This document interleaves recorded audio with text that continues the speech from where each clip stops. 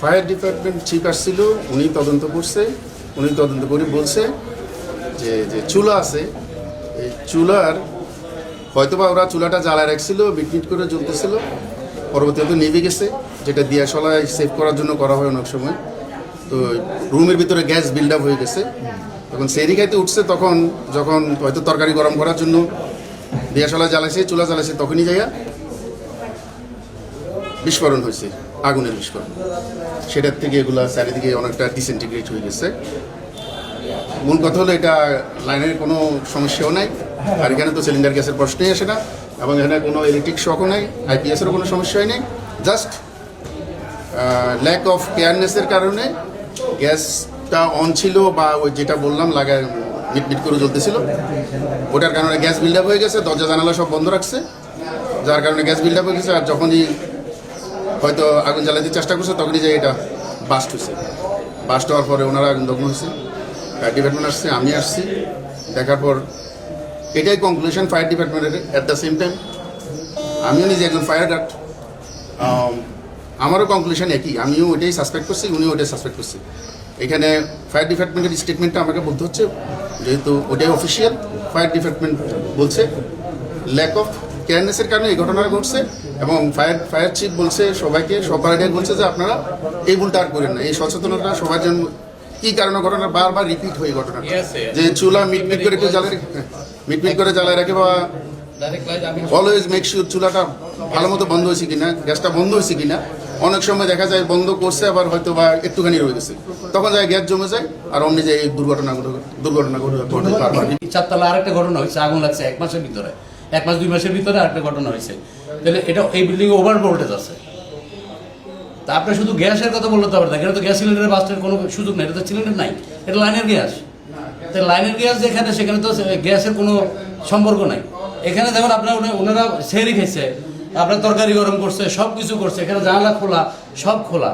তো সেক্ষেত্রে তো গ্যাস সিলিন্ডার বাস্ট হবে না, এখানে আইপিএস বাস্টের হিসেবে দেখা যাচ্ছে।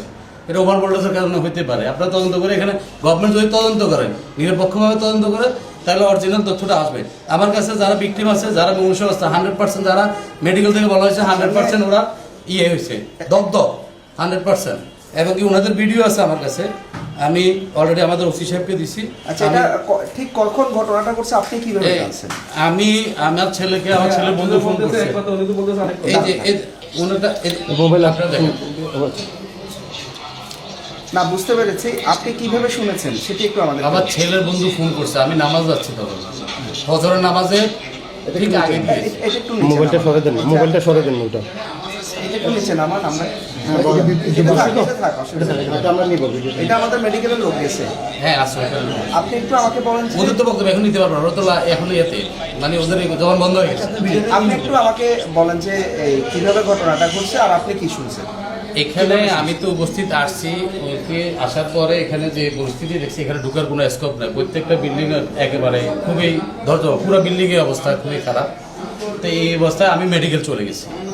এখান থেকে আমি মেডিকেল চলে গেছি। মেডিকেলে আমাদের এখানকার লোকাল এমপি যিনি, এই নুমান সাহেবের ছেলে আমাদের, উনি মোটামুটি উনিখানে ওনাদের এই থেকে লোক পাঠাইছেন, এবং আমার নাম্বার দিচ্ছেন, আমিও এখান থেকে নাম্বার পাইছি। ওনারা আমার সঙ্গে যোগাযোগ করছেন, যার পরে ওনারা রুগী নিয়ে, বিশেষ করে আমাদের রুগীদেরকে বাঁচাইতে হবে, রুগীর জন্য ওখানে আমাদের ভলান্টিয়ার টিম যারা গেছিল ওনারাও গেছেন।